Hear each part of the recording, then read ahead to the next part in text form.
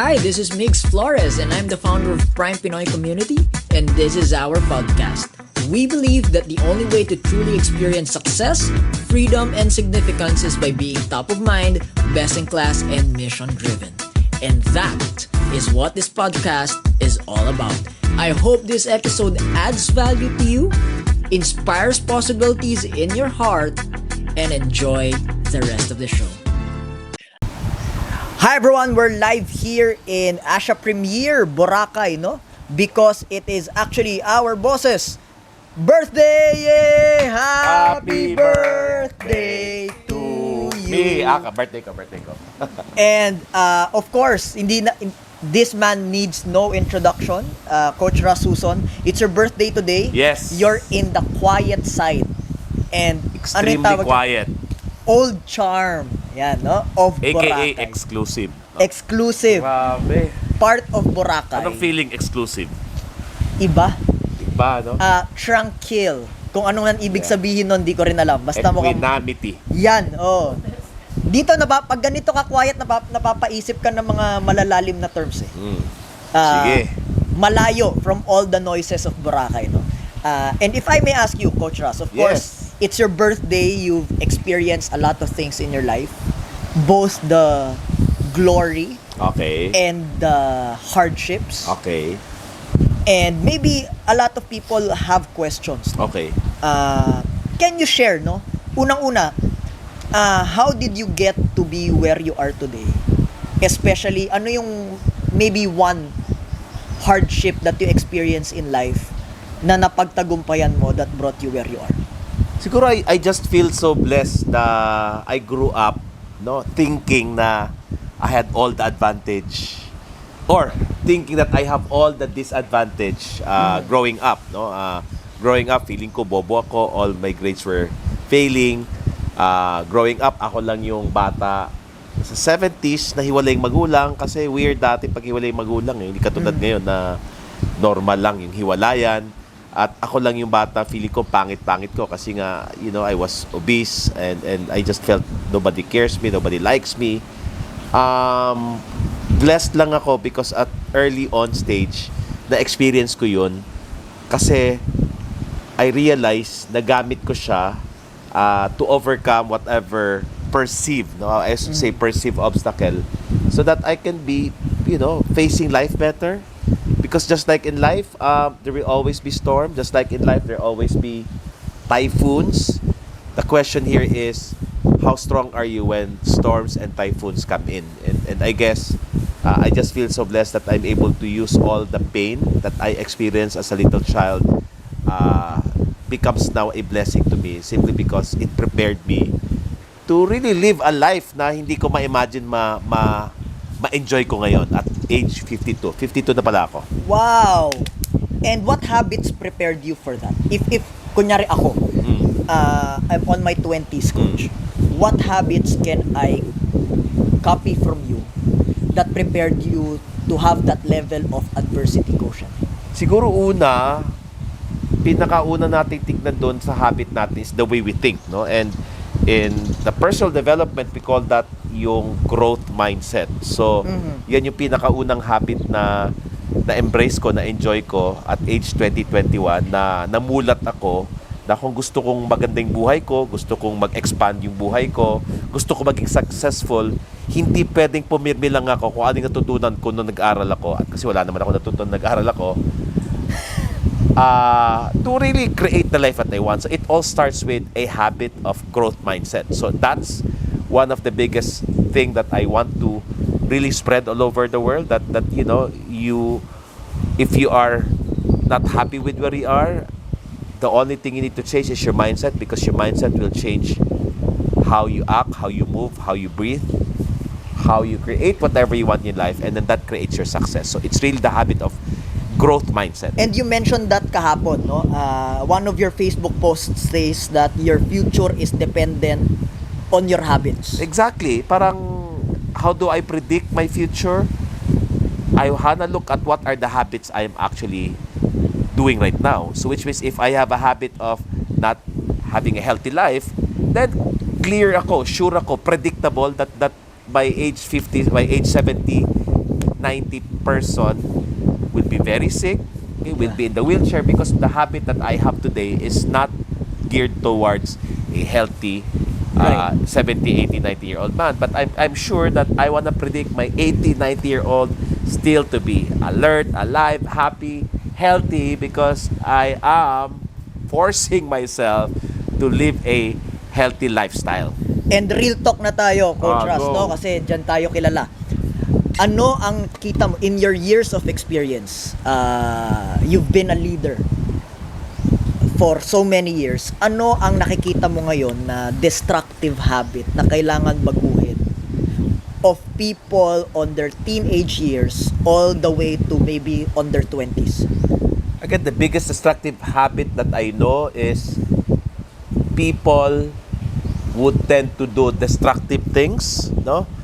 Especially young people right now. Tulad ng alin? You spend too much time scrolling TikTok, okay, Facebook, Reels, YouTube, and most of the contents there are not really supporting you towards the life that you want. It's all about entertainment. I enjoy entertainment except that hindi ako natuto, hindi ako nag-grow.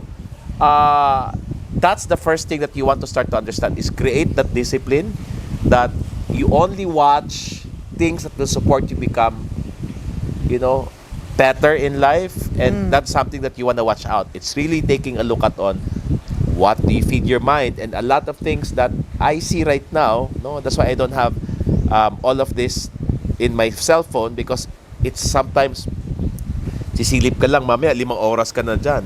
And garbage in, garbage out. And that's something that I want young people to start watching.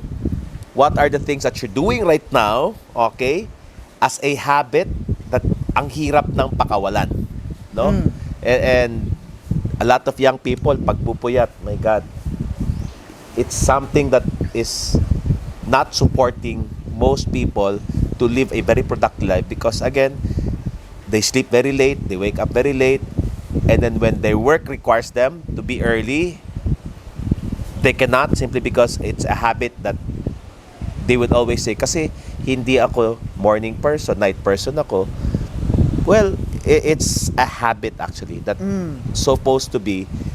Young people would like to watch out right now kasi whatever you do right now will actually determine your future. Clear ako dyan. You want to predict the future, look at what you're doing today as a habit. More than habits, Coach Russ, you were known because you've been the voice, no, of manifestation. Can you expound more on that? How does that work in the real world? Okay, manifestation really is a term that I use that I want to create what I want to create in my life, but specifically not on the external stuff. Like a lot of people always say manifesting money, manifesting car, manifesting travel. Right. Again, I love all of those, but I want to focus on internal manifestation, meaning who I am really is what I want to manifest, which is I'm one with love, I'm one with peace, I'm one with serenity, I'm one with joy. And the more I'm connected to that, the more I get to manifest external things that I cannot even imagine being able to manifest in my life. Does manifestation guarantee a perfect life? No. Because there will always be imperfection, but manifestation will create a perfect life simply because of the way you trust, okay, God, universe, higher source, higher power, that He is in full control. So which means being able to look at perfection in the imperfect things that we see, simply because, again, in the end, His ways are higher than mine. Yeah. So all I have to do is follow His leading and trust that He's gonna work for you. So if the things that you declared, you say you're gonna manifest and it's not happening, believe me, He has bigger plans for you. And therefore, for me, manifestation is just trusting His plan for you. And that's why I don't have any plans for my life right now. I just live my life on a day-to-day basis. But lo and behold, everything that's going on in my life is grandiose, it's expanding, it's great, simply because I am manifesting it by the way I listen. So it's wrong to assume that you use the term manifestation na parang genie. I wish for something and then it happens to me. Not necessarily, because again, maybe what I wish is not His plan for me. Yeah. Manifestation for me is being able to follow His leading and trust that He has a bigger plan for me. So if I say this is what I want and it's not happening, I'm still happy, I'm still excited, I'm still blissful, because again, maybe He has a bigger, better plans for me. Which most of the time, yes, as Yeah. long as you know how to listen. Yeah. So, Coach, no, last but not the least, you've been saying for your years of, working with people, one of your key factors to success is dealing and working with people. And of course, in working with people, you've got your share of people betraying you, Okay. people breaking your trust, yung pinagbabutihang loob mo, nag-opposite pa yung kanilang behavior. Okay. And of course, I guess a lot of our viewers and listeners also have their fair share of stories like that. Kaya they don't wanna work with people. Okay. They don't wanna trust people. They've got issues trusting because meron din silang ganun. So, how would you deal with that? How would you help them? I guess it's really coming into a certain degree of awareness that when you understand that every human being that come into your life will give you a certain lesson to learn, so that all of this lesson that you'll be learning, you can actually use this to advance you, to support you, move you to your next level. So basically, talking about people hurting you, betraying you, it's just a certain level of acceptance. That's the first step, that I am not in full control of the behavior of other people. I don't have any control of how will they think, how will they speak about me. But what I'm in full control of here is to look at the pain and betrayal as a learning lesson, or I can also choose to create that resentment and still stay stuck. Ang hesitation, Coach, ng maraming tao dyan, parang ang painful naman ng lesson na yun. Kasi, yun nga, we're talking about losing of trust. Yeah. We're talking about the people that we supported, or maybe they support, or you supported, Yeah. ikaw na lang. You supported, tapos, hindi pa naging tapat, so to speak. So, Ako, yeah, it can be a pain, but do I look at the pain or I look at the learning? Diba? And if I stop trusting and loving and supporting people because I'm afraid to get hurt, do you think I will expand my leadership, expand my territory, or I will still remain the same, or this will be a start of my fall down? Did that make sense? Yeah. Diba? So again, it's still the awareness that, yeah, whatever is going on in my life, whether may ginawa ako or wala akong ginawa, may contribution ako. And maybe the contribution that I did in that thing is I allowed it, or maybe meron din akong share doon sa hurt and betrayal. And something that hindi naman nangyari yun dahil wala kang ginawa, hindi naman nangyari yun dahil kusang nangyari yun dahil part din ako nun. And that is still my responsibility. Let's expound on that, Coach Russ, no? Kasi that's a hard pill to swallow for some people. Expound mo yung kaya ka nasaktan kasi may contribution ka dyan. Kahit papano. Kasi unang-una, okay? Kunyari, break of trust. Okay. Some people will say, siya naman yung nag-break ng trust ba? Bakit may contribution ako?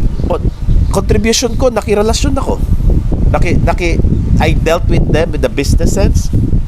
But in the end, I did not allow myself to also keep on checking what I need to check, simply because I trusted too much. Diba? In the end, whether I stop myself from trusting or still continue trusting, I cannot live my life in a way wherein it's too much fear simply because people will hurt me again. In the end, the only person who I can really trust in the end is myself.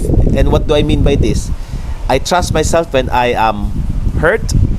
I can heal myself and learn from the lesson. When I felt betrayed, simply because maybe I did not do my homework. I did not do what I'm supposed to do. And in the end, I would always say there are no justified resentment. What does it mean? I am still responsible with how I feel. I'm still responsible with my life. Of course, I have all the right to blame Yun. these people. Yeah. But in the end, it's my life, it's my choice, and I want to look at it as a learning lesson, as a learning gift that perhaps God has given me, so that when I move to my next level, I have learned that lesson and created a stronger, deeper foundation inside. What are the perks na na-experience mo sa buhay mo once na na-master mo yung working with people? Again, in the end, number one, peace of mind. Parang there's no guarantee. There's no guarantee really. There might be chance I might hurt you that I am not aware. There's also chance maybe that you might hurt me that I'm not aware. I mean, there's no guarantee. But the only guarantee I have here is even if, okay, just in case you hurt me, I am okay simply because I look at that as something that I can learn from and grow from. And therefore, peace of mind will always be there. Okay? Number two, I am happy simply because I do not attach my happiness based on how you guys treat me, because I attach my happiness based on how responsible I am with all of my engagement with people. Okay? But above all, the faster I move out from the situation, the more I create action towards where I want to go, creating a bigger, larger life, simply because in the end, okay, that's my self-confidence, that's my self-trust, that all I have to do is connect into that. How does that translate to your career, your business, your money-making activities? Oh, in the end, no, those people who I perceive to betray me, hurt me, left me, they are top of my gratitude list simply because I learned a lot from them, and without them teaching me that lesson, I wouldn't be where I'm at today. And is where you are today, financially wise, maganda talaga. Describe mo naman. Oo. I mean, it's been 2 weeks that I have been off, and yet the income is just growing again and again. Okay, it's not perfect, okay? However, I never went back to where I came from, and in fact, it's getting better every year. It's getting better every year, in a humongous way. When I say humongous way, I couldn't even imagine. Yeah. I couldn't even imagine that blessing that I received, simply because I choose to really create a life that I am responsible in everything that's going on in my life. So no blame, no guilt, no shame, okay? No justification that they did this to me, that's why I'm like this. It's just all acceptance, blessing, but above all, gratitude for whatever gift that's going on in my life. I'm grateful. Wow. Thank you for that, Coach Russ. And if you want to learn more about working with people and want to translate it to your career and business, make sure that you go to primepinoy.com/career. Okay, because we are now opening our career opportunity for everyone, and we're looking for people who want to learn, who want to grow, and who want to translate it to money-making activities. Explore the career of becoming a financial planner today. In partnership with FWD, this has been a quest, no? And you might want to check us out on our social media platform. But more than that, take a look into this career opportunity, or you can send your application directly to info@migsflores.com and state in your intent to explore the career of becoming a financial planner. Be with us and see you on the application process. Bye-bye. Okay lang. Boss. Thank you for listening to Prime Pinoy Podcast. I hope you enjoyed, hope you learned, and I hope you get inspired to make your dreams come true. Don't forget to like, subscribe, and follow me on Facebook, Instagram, Twitter, TikTok, LinkedIn, and Laika. It's at Life Coach Migs. And on YouTube, it's Migs Flores. Click the See First button so you get updates constantly. May God bless you.